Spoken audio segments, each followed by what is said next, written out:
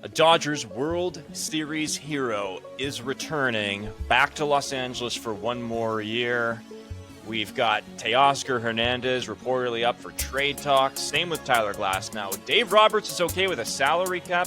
We've got so much to talk about because we've been out for the past 2 weeks, but we are back.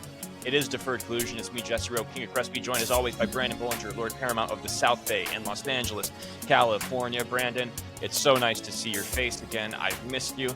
How are you, what are you? My mustachioed king. How are you? Hey, I'll take what I can get. They call me bigotes in the street. That's mustache in Spanish. How are you, Jess? It has been far too long. Ladies and gentlemen, boys and girls, and whoever else, thems, theirs, and whatevers.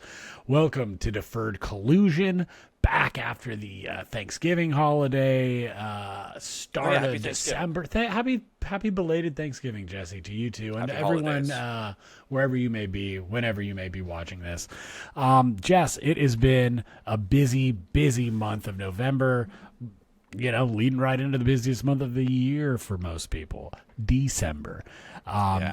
We've been running around in my house with our heads cut off, in a sense, just living Groundhog's Day as parents to a young kid and working, but it's been a lot of fun. Got to go see Dodger Stadium a little bit. We'll talk about that later. Got to go to Disneyland. Whoa, that was crowded and expensive, but a blessing. But Jess, all of that pairs into comparison to getting to live stream with you and talk ball, brother. Nothing feels better, dude. I've been licking my lips to talk some ball. No Diddy. I mean, technically licking your licks. No Diddy. Did you watch the documentary, by the way? I haven't. I've been waking up around like 3 to get to work, 2 on a couple days for some construction bullshit. Look. But dude, I have it in my point is I've been having it in my save folder or whatever, my watch later thing, and I just keep falling asleep at 8:45. I don't know, it's fine. I get it, but I just got to say one thing about that is I when I see just how dedicated 50 Cent is to just destroying Diddy's legacy, I'm like, you know what? I don't think I'm being enough of a hater. This guy is raising the bar in terms of what it means to be a true hater of somebody, of another human being. So it's inspiring, dude. You know what I mean? It's like, I'm not being enough of a hater because this guy is next level hating on this dude. And I think it's an inspiration.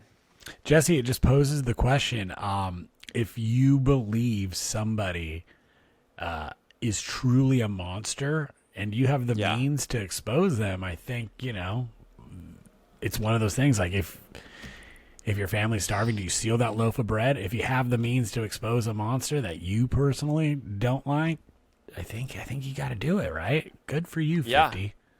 I mean, the petty is strong in this one, but I don't want to say petty, but because these are serious allegations, but I did watch a couple clips of some of the jurors being interviewed, and it made me want to fucking puke. I'm like, what? Yeah, no, it's horrific stuff. And I did see one funny comment though. It was we'll wrap this up, but I saw a comment saying, "Now I know why 50 was shot 9 times." Just because of how, I thought it was pretty funny. Just because of how much of a fucking hater this guy is.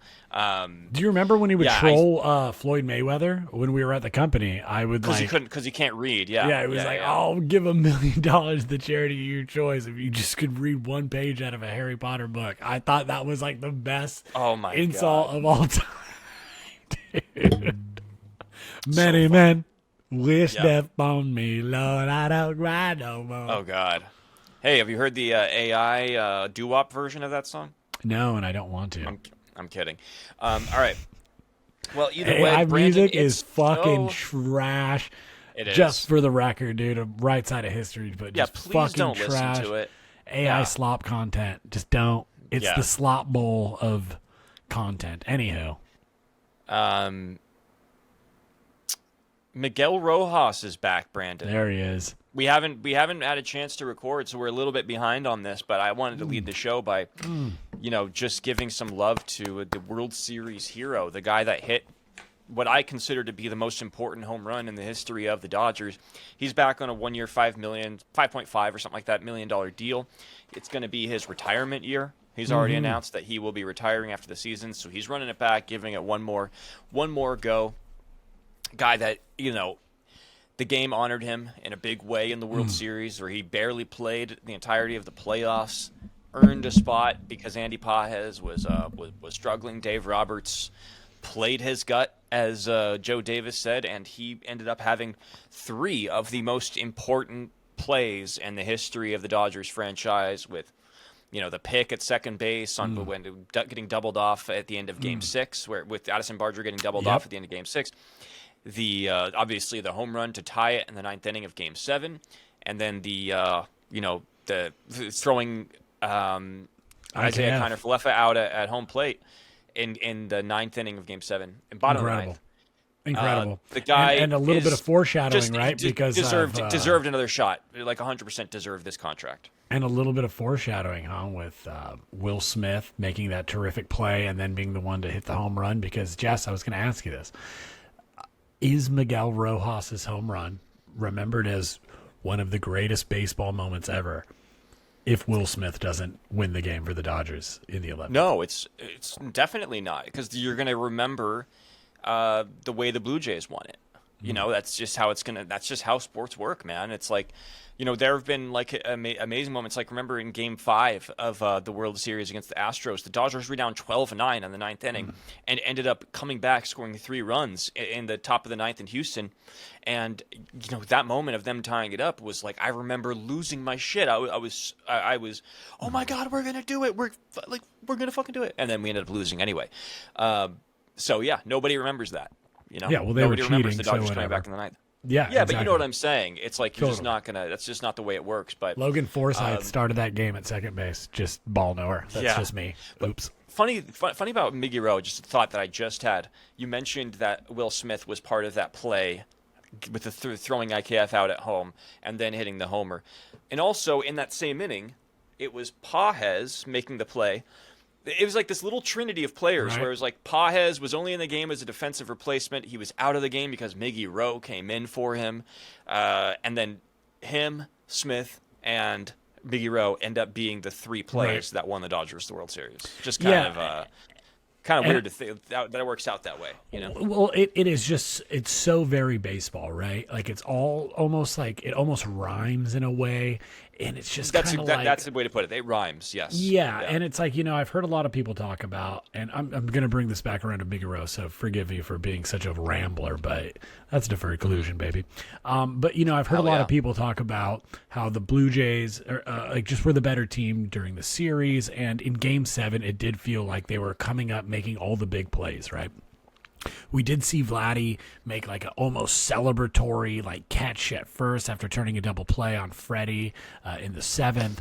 A couple of moments like the walk, like the pimp job from Bo on the 3-run home run. I forget who was it. Clement, who slid into home all fucking just exaggerated on the Jimenez double. So my point was that I'm not taking anything away from the Blue Jays, but I don't think they played better because they didn't step on the throat, they didn't finish the team, and they kept letting the Dodgers sneak back in. And like you said, and I'm so glad you said it, but the game honored Miguel Rojas. He honored it, like the baseball gods honored him for making these stellar defensive plays, in Game 6, for just getting that call, for being that consummate professional that is ready when his number was called. It's going to be one of those performances that are going to be held in baseball lore forever, for how you coach your team, how you keep your bench guys engaged, how you keep guys fighting for each other. You're gonna point to Miguel Rojas not starting in the World Series, not having a hit since October 1st, in a month, dude, and showing up, making the biggest defensive play of the year for his team in Game 6, and then coming up with the biggest hit of his franchise's history in, game 7, only to be outdone by somebody being, I would say arguably inspired. You're seeing Miggy Rowe show up like this. Will Smith was getting close all night, and he, the game honored him. A guy who didn't start the playoffs in Will Smith, due to injury. Our homie Ben Rohrvit, or wherever he's at now. Where's he? He got picked up by like the Reds or something like that. I don't know. I think it was the Reds. Yeah. What a job by him too, and just another guy just being ready. So, Miguel Rojas, welcome back. That was a $5.5 million swing, because I do believe that's what he signed for on this 1-year deal. Yeah. Jess, correct me if I'm wrong, but I do believe that there's been some rumblings that this isn't just like a player contract, that this is going to be a bit of that transition, like you mentioned, into his retirement, and what most, himself included, are talking about being the start of his coaching career. Dude, what would you think about seeing Miggy Rowe as the Dodgers skipper one day? I mean, I think that Miguel Rojas is the embodiment of what you want your coach to be, a guy that coaches you, because he already is kind of a player coach. I've never thought that superstars make good coaches. I've never thought they make good GMs, because they're not player. They're not looking at you, Buster Posey. They have trouble. Well, they have trouble seeing players. Well, I think being a catcher is different, dude. Being a catcher is way different, because that's like the ultimate sacrifice guy. That's the hardest worker on the field. You know what I mean? Yeah. But I think superstars like Michael Jordan had trouble with this. Where it's hard to look at players not doing things that you were capable of doing, because you think that you can just, I like that guy, I like what he does, he can get better. It's just hard to. They can't project players the same way, because they see everything through the eyes of somebody who is supremely talented. And I just think it's very, very hard for supremely talented people who are above others to be good coaches.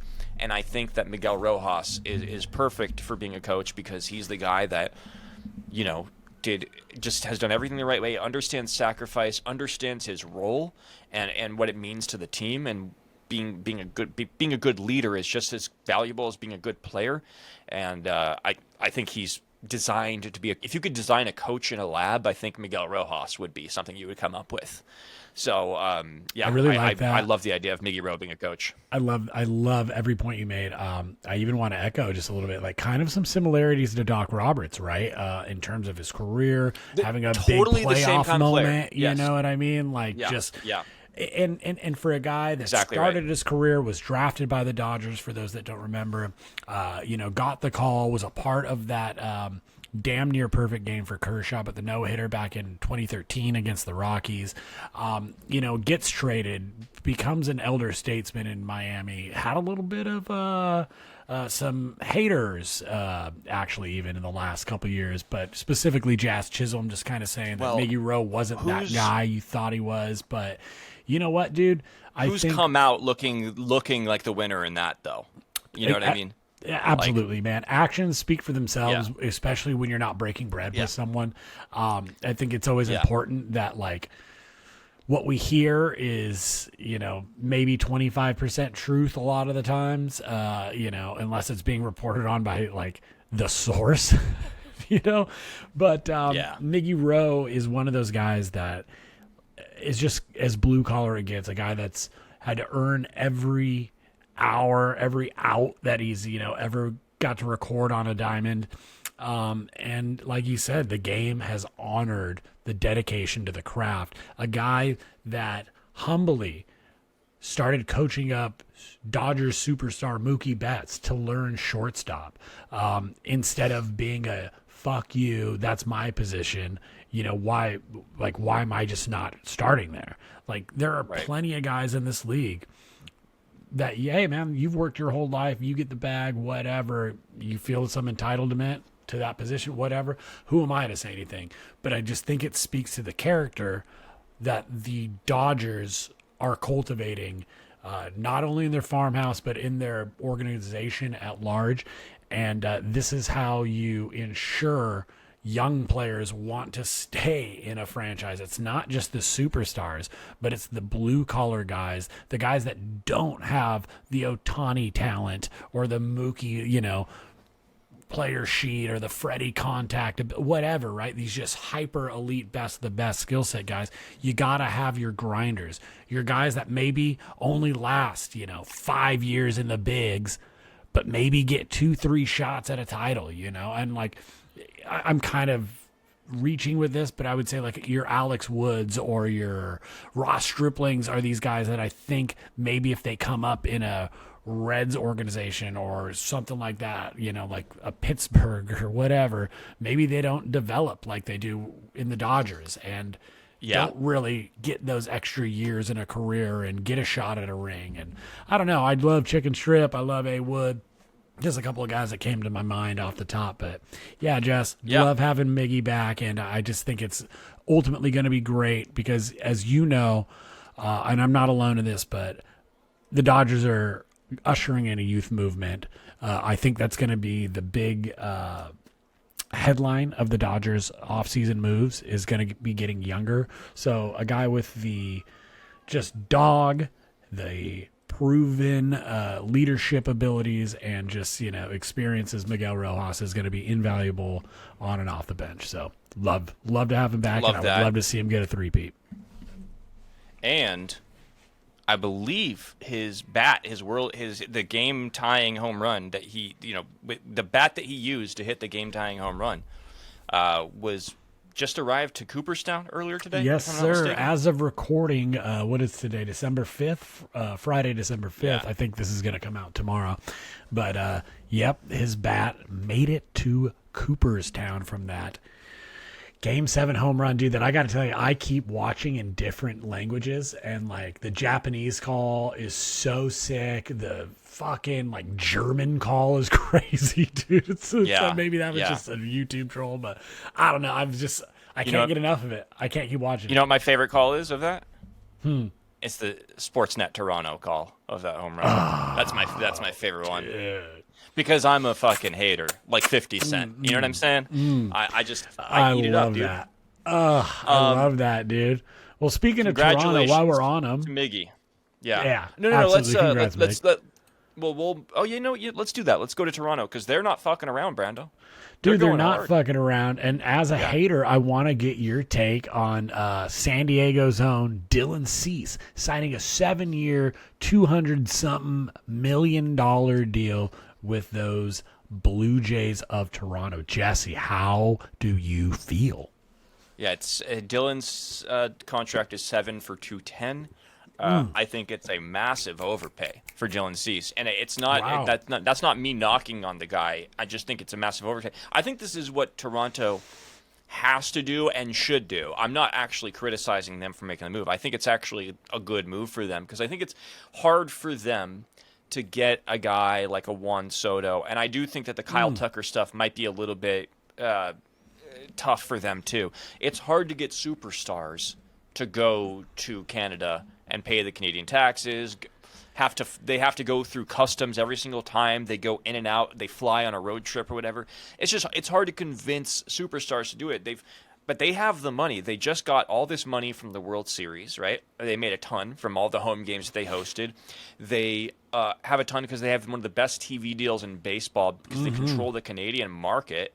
So they actually are in a great position to spend a lot of money. But this is the type of star that I think is willing to go to them because Dylan Cease probably wasn't going to get 7-2-10 from like the Yankees. They probably weren't going to do that because his numbers don't back up that contract. And I think that he could have a Cy Young caliber season. He has the stuff for it, but he hasn't proven himself to be that like top 1% of pitchers that, can win a Cy. He hasn't proven that yet. Yeah, I would put but he him has at the stuff a to tier do it, below, but I think like a Glasnow. You know what I mean? If exactly. There's an S tier, A tier, like I would put Glasnow like hovering at SA, but that sounds gnarly. SA. Sorry, what I'm saying is hovering around that S tier, A tier, but a clear A tier pitcher, right? Where Dylan Cease, I would say like an A- tier. Yeah.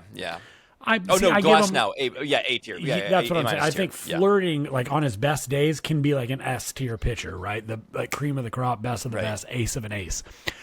I don't think that Cease can be on his best day. I think he can be at his best day he can be a 1, but I think he's a 2 or a 3 in his heart, you know? But he's getting paid like a 1 right here. That's the thing, is like, listen to the numbers. It's 8-12 with a 4.55 ERA and a 1.33 WHIP. That's his contract year. You know, it's like, that's like Lance Lynn stuff. You know what I'm saying? Totally. And it's not, and I'm not knocking the guy. I'm just saying you do not get this type of contract off of this type of season unless it's to a team like Toronto that has trouble getting like the Juan Sotos and the Shohei Ohtanis to come to them, because it's hard to convince people to go. You have to overpay to get them in-house. And I think that they had to do it to get a pitcher of Cease's quality, especially with Scherzer coming off the books. And, there's no guarantee that Jose Barrios is going to be all that great next year. So I think this was the right move for them. But, I mean, he has a career. Sorry, I know you're trying to talk here, but he has a career 3.67 with a 1.3 WHIP, and he's only had that's pretty good. 3 seasons out of his 7. 3 seasons out of his 7 seasons with an ERA under 4. He was also on the White Sox for a few of those years, so I think he only has had one skewed. Yeah, but I mean, one of those seasons he had a 2.2 ERA. He was really good, but since then, a 4.58, a 3.5, and a 4.5. You know, so I think he's more close. I think he's closer to the 4.55 guy than he is the 2.2 guy, is what I'm trying to say. Ooh, I dig that. But I think that his numbers, I think that's where his numbers show. I think they agree with you that he's that 3.5 career pitcher. And I want to get your 2 cents on this, Jesse, because I'm just kind of playing devil's advocate for Cease, because we have seen him have electric stuff. And, you know, I love to bring this up. I was there when Shohei hit that 2-run bomb off of Cease, or was it a 3-run? I don't remember. But when he hit that 3. bomb, we were down 3-0 in that game. Yeah, we were off of like a rough first inning by Yamamoto, who would then dial the fuck in, but would leave around the 5th. Doesn't matter. But I was there when Shohei just hit that tank off him, and you saw the body posture change, and you knew it was a mental fuck up, and he just was like, fuck, dude, and he like tried to lock back in. And I think he grew a lot in San Diego, but I want to ask you, dude, with how turbulent things were and continue to be in San Diego, do you think that has affected his performance on the field? I just say all that long-winded shit because I think he's kind of an emotional player. Yeah, I don't think he's. I'll put it this way. I would say that like Padre fans probably aren't that bent out of shape about Dylan Cease leaving. I would agree. Yeah, because I do follow a couple of like Padres accounts. Doesn't seem like they were super. Oh yeah, they were. I don't think that they were super like upset about Cease leaving. I think that they probably want Michael King back more than anybody. Which I can dig. King has been fantastic, dude. Yeah, like for real. Yeah, well, Cease, I do think, to your point, like kind of has a checkered playoff history where he struggled in the playoffs a little bit, and I think that he might have some like, I don't want to say he's got like not a weak mentality, but he might get a little flustered from time to time in those tougher moments, and you know, maybe going up against the Dodgers in that rivalry was a little was a bit of pressure that he didn't know that he could, you know, that he couldn't handle. But I think he's a great fit for Toronto. I think it's actually a pretty much like a slam dunk signing for them. And even though I do think it's an overpay, like I don't see him getting that money from any other team. Personally. Yeah, dude. I just want to. But they also signed. Go ahead. I just want to give Cease one last little nod because, like you said, he's had a checkered playoff history, and his past performance, I think, is also checkered. Right? We've seen some seasons where he's, you know, I think finished as like high as like 5th in Cy Young voting, and seasons like you said on his contract year where he threw a 5.45. I just got a feeling that there's going to be some magic in Toronto, and there's just something that I feel. Do you remember when Robbie Ray went to Toronto? That first year in Toronto, he had a 2.84 ERA with a 1.04 WHIP, and I really feel like we're going to see Cease have a similar transition into a more stable home in Toronto with a team that's a little bit, younger now and a little bit hungrier, having just been to the dance and, taken the champs to the limit.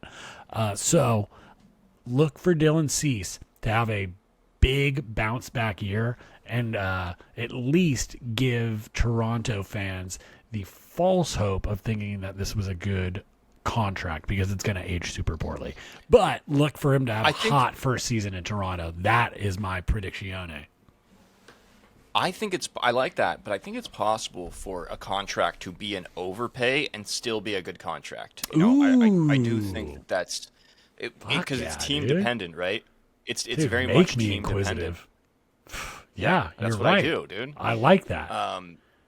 You make me inquire. The Blue Jays were the only team to give Springer the amount of money that they gave him. They were the only team to to match the Shohei offer.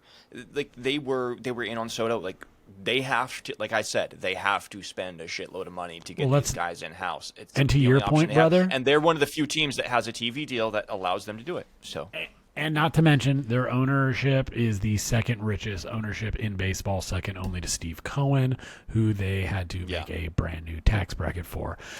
Jesse, I am excited for Toronto.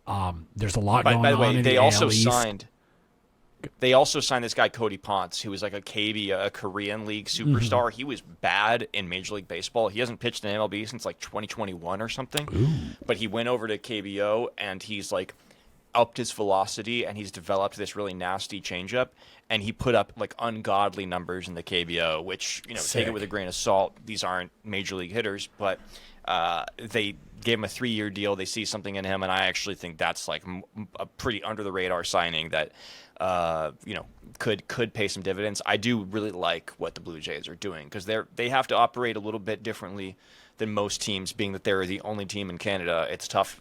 It's just tough to get guys there. So I really do like what they're doing. I love it. Invest in your team, because you have a monopoly on the market. I mean, they saw what happened when the Raptors won a championship. That city showed up like a million deep for that parade, and now they got a taste of being, 2 outs away from a World Series. I want to see them go all in. Toronto has had a pretty tough month against LA, because they lose the World Series in early November to the Dodgers. Bang. Then the Kings beat the Maple Leafs, and then just the other night, Rui Hachimura hits a game-winning 3-pointer against the Raptors in Toronto. Pretty rough month against LA sports. Speaking of Toronto, though, we did get a little commercial. Just with Ryan Reynolds just posted on his Instagram a video of Freddie Freeman going to a Toronto Kids Hospital, I believe. What was it? Yeah. Like the Sick Kids Foundation, I believe. We should actually have that. I actually have it right here. Yeah, we should have it ready to roll, actually. Yeah. So Ryan Reynolds, says that they have this great Canadian to show up for these kids, and it turns out that it's Dodgers star Freddie Freeman, who just broke the hearts of Blue Jays fans. Take a look at this. Hey, Ryan Reynolds here. Ever since we started making our annual video to raise money for Sick Kids Hospital in Toronto a few years ago, I've heard from so many generous Canadians offering a co-star that we actually have a wait list. And this year, well, it just happens to be the pride of Ontario and Los Angeles. That's right, Mr. Freddie Freeman. I love that one's a really good one. Hey, kids. It's me, Freddie Freeman. What a loser. Trust me, man. We know who you are. You've really got some nerve coming here. I just wanted to visit because I'm just so happy and so proud of how you guys are. Whoa, who threw that? Go back to your sunshine and traffic, you hoser. You ruined everything. By the way, I love what you guys are doing here. Let's go, Blue Jays. Let's go, Blue Jays. Let's go, Blue Jays. Let's go, Blue Jays. I asked him in March. What are the odds? Donate before midnight on December 24th, and our friends, they're going to match donations up to $1 million. So funny, dude. It's absolutely That's awesome. That's incredible. That's absolutely incredible. Yeah. Freddie is the best sport. How could you not love this man? It's insane to me. I'm sorry, Atlanta. He's going in the Hall of Fame as a Dodger. What? I know, it's crazy. I love that commercial. And I do think it's like kind of. I think that this shows that like a good way of showing that this is all just a game, and it's good to see said. like Toronto, like the Toronto Hospital sort of playing along with it a little bit. It was fun. 100%. So, And this is how it should be. You know what I mean? We should be able to laugh at ourselves like, hey, that was an incredible, like heated sports rivalry, right? For 7 games. And it ends, and we're all just back to being people. And I love that a megastar like Freddie Freeman has no problem showing up on set to just get roasted by a bunch of children. And it was genuinely funny. In a world of like poorly written comedies, like this era we're in, like that was genuinely funny. And dude, how could you just not love Freddie Freeman for real? Like what a just stand-up man.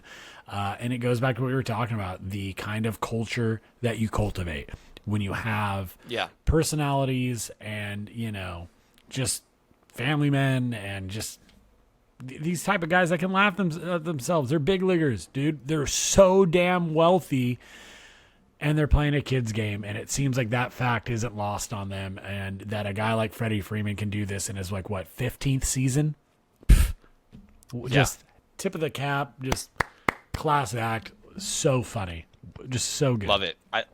I love the fact that it was no notes. because I've been waiting for that Canadian Canadian connection because you know he obviously plays for Team Canada in support of his mom when when they do the World Baseball Classic, which I'm assuming he'll probably do again. To your point, that was the top comment I saw on the video on their official clip was, "You're gonna love him in the World Baseball Classic," and I'm like, that's the point. Like that's why this is all fun. Like, hey, you broke our hearts, but you can ingratiate yourself by hitting a few dingers for us now. Go Canada! Absolutely. But let's move on here because we do Pivot, have brother. some Dodgers rumors, speculation, lot news, of whatever you want speckies. to call it. A lot of specs. But there is a lot of talk about what the Dodgers are going to do this offseason. We obviously have spoken ad nauseum about the Dodgers' top priority probably being improving the bullpen and moving Teoscar Hernandez over to left field, improving the right field situation. But that might actually solve itself by the rumors that the Dodgers are considering trading Teoscar Hernandez altogether. And there are some reports coming out that he is available in trade talks. He has 2 years left on his deal. What does he have? I didn't actually look at it. His contract was so he signed a 3-year deal in the offseason. So I do believe he has 2 years left. So it's pretty that being reasonable. said, There's a little bit of deferred money on it, but I think they're around like $17 million a year, give or take. And it's I'm not guessing, crazy money. Depending on the return, there's a chance Dodgers would eat some of that money. That's a team that would be willing to eat some money if the price was right. So, what are your thoughts? Because there's also reports about Glasnow, but before we get to him, thoughts on trading Teo. Do you think this would be the right move? What would you want to get back? Do you want to see Teo next year in left field? Would you be okay if they rolled him back out for right field? Like, just give me your overall sense of this. Well, I don't. I don't want to see him traded. However, I get the logic behind it, especially in getting younger, and it did maybe feel like he was getting a little bit outmatched at the end of the playoffs there. Kind of seemed like, I think after that home run against the Phillies, maybe he didn't do too much. There were some brutal strikeouts where he was just swinging at only balls out of the zone with bases loaded in the World Series that were just terrible, coupled with some just absolutely like abysmal defensive plays, giving up extra bases. And all that said, he homered off of Scherzer. he homered off of Scherzer, and then he had the sac fly in Game 7. Other than that, he really didn't do much in the World Series. Well, huge sac fly. You can't knock it for that. But It was yeah, a huge I sac remember fly. that And was also, it probably should have been a base hit, by the way. that was an play. Who was in center field? Was it Ernie Clement? Varsho. It was Dalton Varsho. Yeah, he was playing just an insane high level center field all series. It was just fun to watch. But yeah, I think ultimately the Dodgers are best suited, at least to start the 2026 season, with Teo in left field. Some combination of Tommy Edman and Andy Pages in center field. And I still want to see the Dodgers go after Harrison Bader. That is my big off-season signing. So that means, he could be locking down right field. I don't mind it. And this is all under the assumption that the Dodgers that the Kyle Tucker rumors are not realistic, which we've talked about. Like, I'm not be in a Kyle Tucker. There are baseball fans that are like so scarred by what the Dodgers are doing that they think, being that the work stoppage is coming, a lockout is likely coming, where there's going to be a salary cap implemented, the Dodgers might just do this now, sign Tucker, and worry about the consequences later, sort of thing, depending on how much deferred money he's willing to take and all that. But that being said, I'm okay with. I think I would love to have Teo back so long as it's in left field, and We've talked all about this, but like the Dodgers minor league system, the best position that they have right now is in the outfield. Like they are stock full of outfielders. 4 of their top 5 prospects are outfielders. So like trading Teo does make a lot of sense. Not that I want to see it happen, but I think that it's probably like the one thing that the Dodgers could do that I think is totally justifiable. I think it makes more sense than trading Muncy. I agree, and they're not going to trade Muncy. I mean, as of yet, to start the season, they're not. They're going to keep their guy. They're going to keep the band together and count on clutch.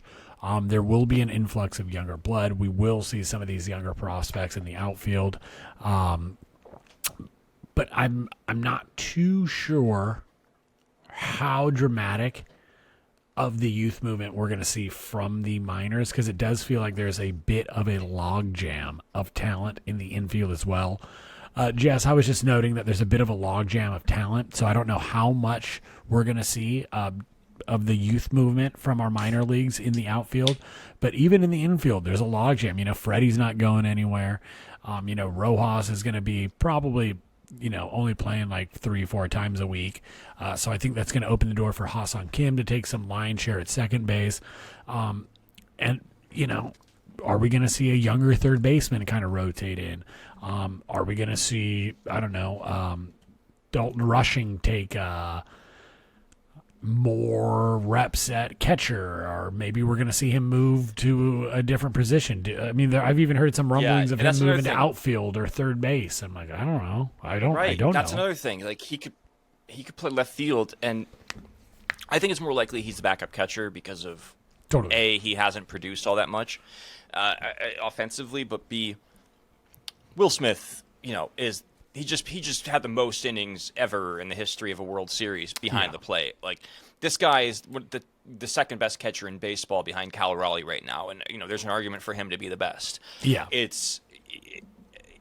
Freddie Freeman is also 37, 38 years old. Like, we don't know yet if the Dodgers are going to re-sign him when his contract is up after next season. Yeah. So, they might consider moving Rushing to first. There's a lot of different moving parts here. I think they'll probably give Freeman like a 2-3 year extension. They'll give him whatever he wants. They're going to give him whatever he wants. Well, let's be real. Freddie is like, he's got such a good swing that like even if he's not hitting 30 homers a year, he's still going to hit like 290.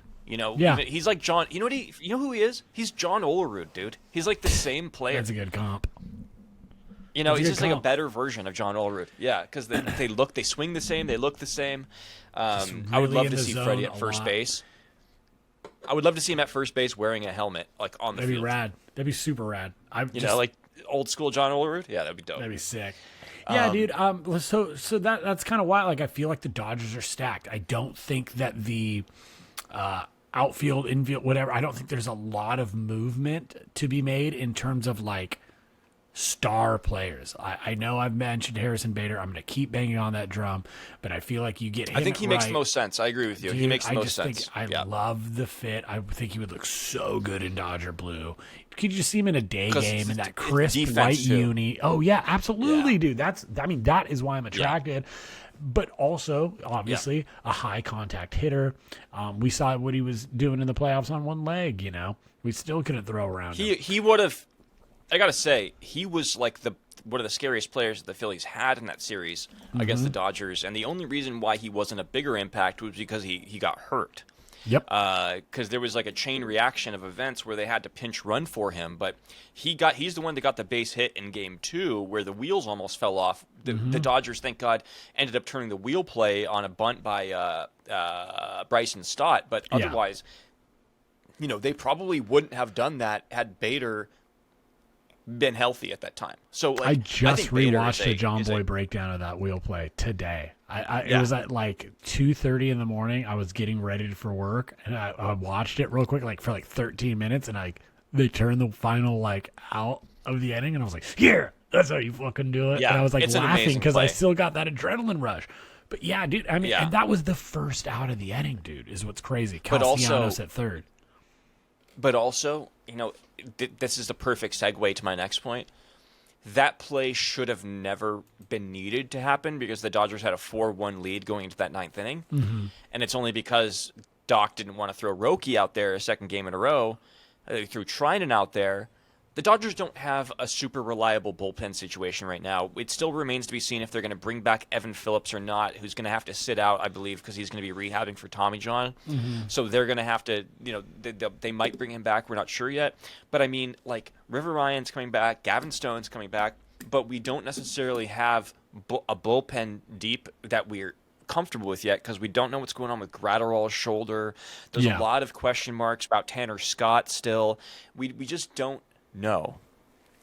So How do you feel? I think that actually, I think that the Dodgers trading Teo and improving bullpen it could be a potential thing to monitor here because they might want to open up some money to go sign Edwin Diaz, who's obviously the biggest free agent bullpen arm out there. Not that I'm super high on Diaz at this point of his career, but I do think he improves the bullpen, and I do think the Dodgers, they have unlimited money, but I don't think that they're just looking to continually go over this luxury tax and keep paying these taxes in perpetuity, especially with all the deferrals that they have 10 years from now. They want to get some money in line here, and I think that trading Teo is a way of doing that. Absolutely. I totally agree. I just don't think that it's for another high-end closer. I think there's a little bit of buyer's remorse on Tanner Scott. So as you and I have mentioned a lot, the Dodgers' plan for success relies on Tanner Scott, closing down the ninth. And if it's not him, I agree. We would love to see, a return with Evan Phillips. Like you mentioned, River Ryan and the like are very exciting additions, but we don't know what we're going to get just yet off of the rehab of these guys. It's a big bucket of ifs. But the other rumor is that supposedly Tyler Glasnow is available, and that he would potentially be thrown out there because he's the other contract that some other teams might look at and be like, you know what, we could take this on because we get an ace caliber pitcher out of it. And especially with River Ryan coming back, Gavin Stone coming back, the Dodgers could theoretically fill that void with Glasnow gone by bringing in one of those younger guys, start saving a little bit of money and giving younger guys a better opportunity. Because at this point, River Ryan might be the next Tyler Glasnow. We don't know yet, but he might be because he was really good before he got injured. So they could use Glasnow as a trade chip. Do you want it? How would you feel if the Dodgers traded Glasnow? Because that was one that was sort of surprising to me. I wasn't expecting it when I saw the reports. I have a very strong take about Glasnow in any trade rumors. So this ties in with Teo. So, I was going to fumble my way into there. But basically, I don't think they trade Glasnow for anybody, but I think there's one player that they will trade for Glasnow. And I think that's the whole reason why there are these rumors in the first place are for that one player. My question is, who's worth Tyler Glasnow, right? It's not an outfielder that I can name, right? I know some people have been throwing around like, oh, maybe there's a fit in Boston, blah, blah, blah. I don't see it. I think that the only thing that makes sense to me would be offering a trade package of Glasnow, Teo, some maybe other pitching prospects. I don't know if it would be more outfield prospects like a Zaire Hope or whatever, but to court the Tigers releasing TARIK Skubal into Dodger blue. I think that would be the package that they would need, because not only does Glasnow replace them as their ace, but he's a proven playoff performer just like Teoscar Hernandez. Teo can slide into their DH if they need to, whatever, keep him in the outfield, whatever. But then you throw in some young talent like a Zaire Hope, whatever. That's definitely more than enough return to get 1 year of TARIK Skubal, who then signs an ultra deal with the Dodgers. And that, Jesse, is how I would see the Dodgers using that talent and this like last potential gasp of capital before a potential lockout after the end of the 2026 season to really ruin baseball. And that is why I think these rumors are circulated, because I don't think there's a return that's worth Glasnow's contract. I think it is team friendly if he's healthy, and Teo is a relatively short-term deal. So yeah, maybe they like try and get a return on investment, but the money's already deferred. Yeah. The annual like value isn't high. And like, dude, for what? Like, you know, you got these young outfielders, but like, do you really need, I don't know, whatever. Like I'm just saying, I think that there's smaller moves on the like peripheries that they can make for like bullpen talent, which is always so volatile, Jesse, that I think is going to be their MO, because I don't think they're going to be big spenders this offseason, because TARIK Skubal is a free agent after this year. So Jesse, that is the big fish. That is why I don't think they're going to spend on Kyle Tucker, and I do think that they're going to be a real player for Skubal. And if it doesn't work out, watch out, because they're going for fucking Skeens in a couple years too. Dodgers. Right. I've already got it in my head that Skeens probably is going to be a Dodger, like at some point, or a Yankee, or a Yankee. He's going to be one of the two. But let me just a couple things. Just bear with me. He's going to be a here, Blue Jay, dude. Skeens is to the Blue Jays. You said a lot, so let me sort of like package this as best as I can here. No, it's okay. I don't think that Teo and Glasnow would go to the Tigers, because I do think that's a bit too much money for them. I think that it's a good fit for them. I agree with you. It might be a little bit too much money, but I remember the Tigers supposedly made some extension offer to Skubal that was apparently like rejected. It was offensive to them. It was very short term. It was like a short deal. It was not like a lot 5 of money, years, $100 million. Yeah. Right, and you know, this is a guy that's probably going to be worth like a 9-year, you know, $400 million deal. Yeah, it might be the biggest baseball. Yeah, it might be the biggest. It will be. Pitching It will be the biggest pitching. It will be like 100%. So I do think that Glasnow to the Tigers, packaged with one of the Dodgers' top prospects for Skubal, and maybe some like financials relief there, does make some sense. There's only 3 years left on Glasnow's deal, and the Tigers do want an ace. If they're going to lose Skubal, they do want to keep that momentum, and Glasnow is a guy that could keep them there as a very competitive number one to go along with Flaherty and Mize. It's not amazing as Skubal is, but I mean it's doable. They can compete in that Central Division, but I think that Teo might be a little bit too much money to tie into there. Dodgers might have to eat a lot of that.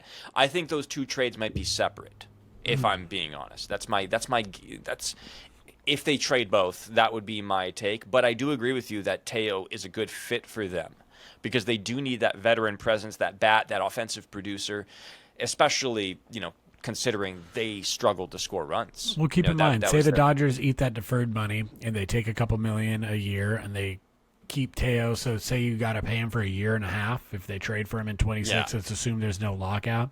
They can afford it like $30 million if it's $15 million a year. You know what I mean? I do think they would do that.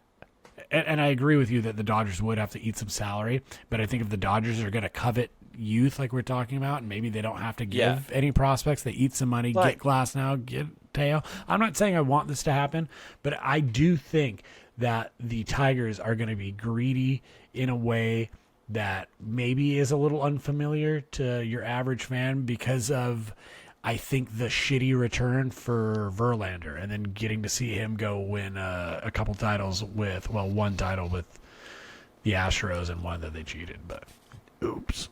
But keep in mind something here, because fuck Josh Reddick, dude. Skubal is, I know. Oh yeah, we got to talk about that in a second. On the way out, I'm going to add that to the going. notes. Because we're running a little long here, but Yeah. Skubal is a Scott Boras client, so there's no guarantee that he's just going to sign some extension with the Dodgers. Right. It's most likely he's going to end up in free agency and test the market. And then you're going to have Steve Cohen, they're going to have Steinbrenner, you're going to have the Mark Walters team bidding on him.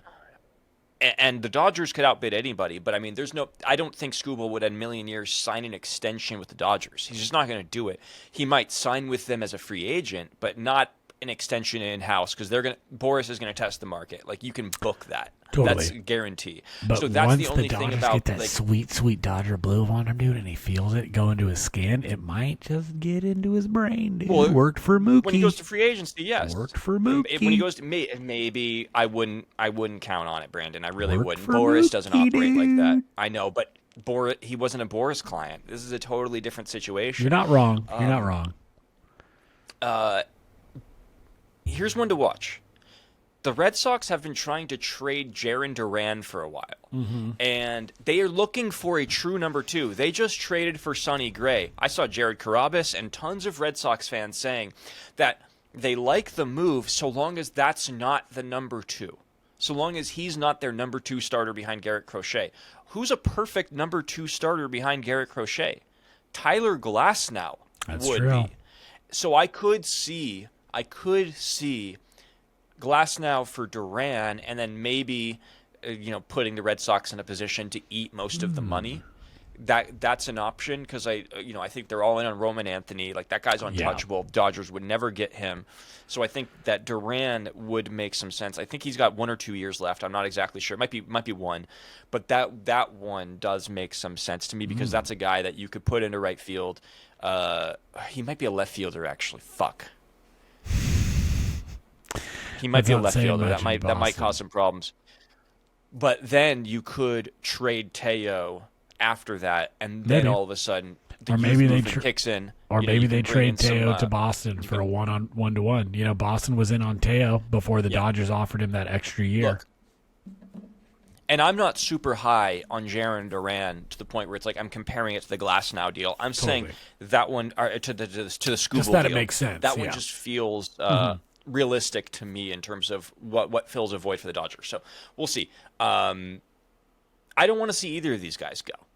I would love to see them go for a 3-peat and run it back one more time and see if they can become the first 3-peat champion in 25, 26 years. So, got to, right? That's what Got I to would keep the love to band see. together, dude. Hey, dude, you know what we haven't mentioned yet? The Dodgers can...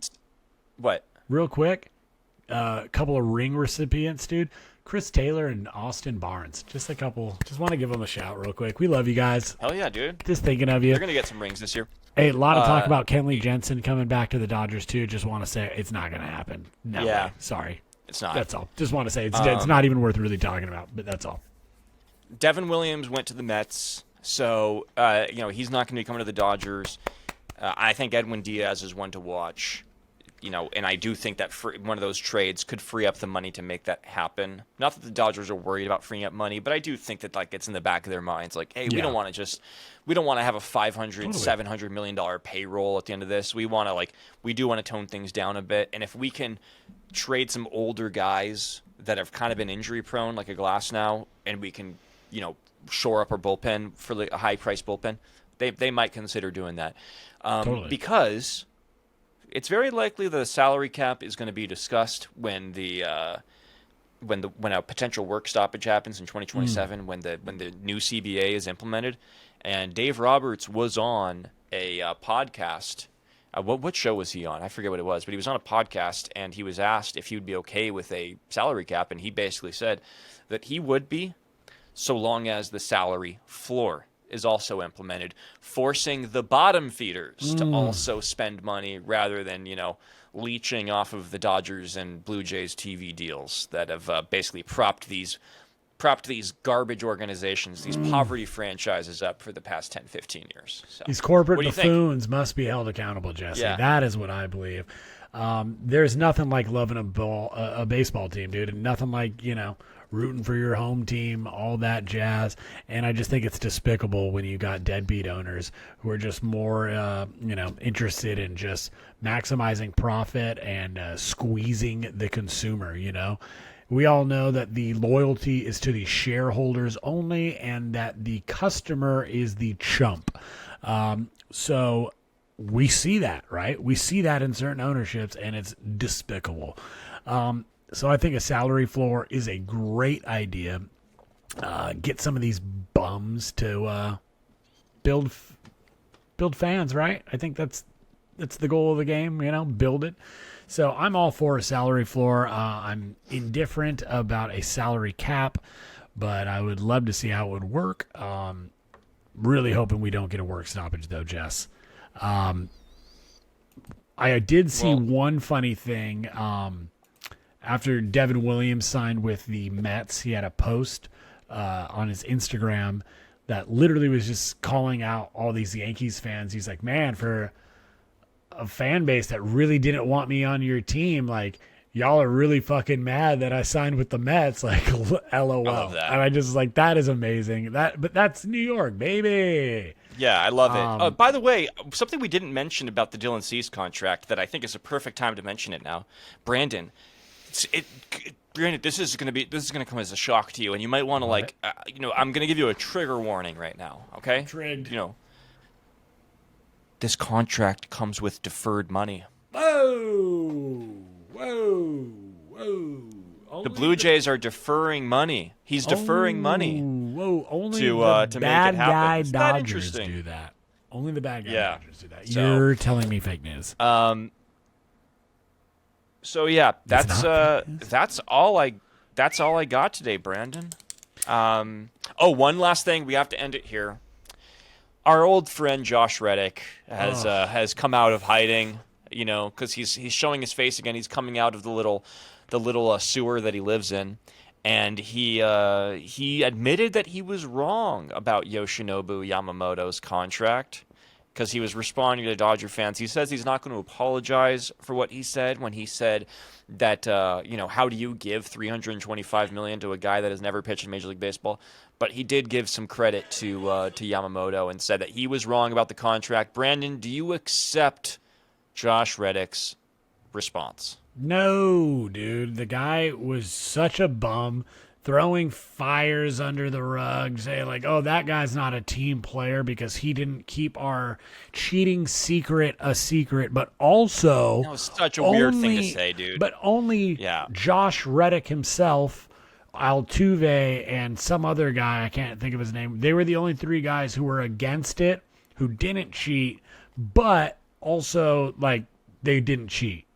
But they did cheat. Let me say something about Josh Reddick, Branden. His highest batting average of his career was in 2017. His highest OPS of his career was in 2017. He hit the only time he ever hit above 300 was 2017 with the Astros. The only time that he hit above 800 OPS was 2017 with the Astros. But he swears that he didn't follow the banging of the trash can, even though he admits that he was there when guys were doing it and says, well, Mike Fiers was there banging the trash can. And I'm over this, Branden. I've let this go. I've moved on. We've won 3 World Series since then. But he's the one saying that we're all fucking crazy, even though he's the one who had the best numbers of his career that one season and expects us to believe that he didn't benefit from it at all. Okay, fine. You didn't bang on you didn't follow the banging of the trash cans, but you benefited from it. Your numbers benefited from it, dude. You had the best season of your career, and you're telling me that you didn't cheat? Fuck you. Shut the fuck up, Josh Reddick. If you're telling me you didn't cheat, why did the GM get removed from baseball permanently? If nobody cheated, why did your manager get suspended from baseball for a year? If nobody cheated, Jesse, why did these players that rolled over on their teammates who are also cheating have to take like plea deals with the league. I'm talking about Bregman and Correa and Altuve. I forget. I think Springer was in on there too. But dude, like Jesse, this is why I'm right there with you, dude. I'm fucking over it. I don't care. You know, it was shocking to find out. Like I had moved. Like, he's talking about it. Like, and this is my point. Is he is the one talking about it because he has never held any responsibility for his role in it. None of these guys have ever taken accountability for it. He can laugh his way all the way to the bank. You know, hey, he's paid whatever. He's got that ring. He's not apologizing for anything. Cool, man. Well, nobody's buying your BS either. Even if fucking everybody in Houston and including Josh Reddick thinks that Jose Altuve never cheated, well, the public disagrees because no one's ever taken accountability. But since Brandon, that, it's going to be the only thing he's remembered forever, and it's why he's going to be stuck talking about it forever. That's why Josh Reddick will always be known as a rat-faced cheater, my brother. And also, it does not matter if Altuve and Reddick weren't hitting when the trash cans were being banged. Altuve won an MVP over Aaron Judge in 2017. Josh Reddick had the best numbers of his career in 2017. While guys were cheating in the lineup, whether they were doing it or not is irrelevant because not only were they benefiting from it, but they sure didn't seem to care about breaking the news to the league that they were cheating, even though they acknowledge they were cheating. He acknowledges they were banging trash cans. They were cheating. But I didn't do it. I didn't benefit from it. Bullshit. You obviously did. You won a World Series. You got the MVP, and you had the best season of your career. You benefited from it. You didn't want to be a whistleblower because you knew you were benefiting from it. Give me a fucking break. That's 100%. All we got, Brandon. That's the end of the episode. It's me, Jesse Rowe, King of Crespi, joined as always by Branden Bullinger, Lord Paramount of the South Bay and Los Angeles, California. This is Deferred Collusion, and I am so happy to be back. Brando. Not just back, but back-to-back World Series champs. Ladies, gents, thank you again for joining us. That is my brother in arms, the King of Crespi, the slick one himself. That's Jesse Rowe. You know me. I'm Branden B. Your blue-collar boys right here. Bringing back the deferred collusion style of baseball reporting. Hope you guys had fun. Hit us in the comments. We love talking to you. Like, subscribe, share, whatever. It helps us out. And you know, always, we love you. These hard kombuchas really do the trick. This is not an ad, by the way. They're just really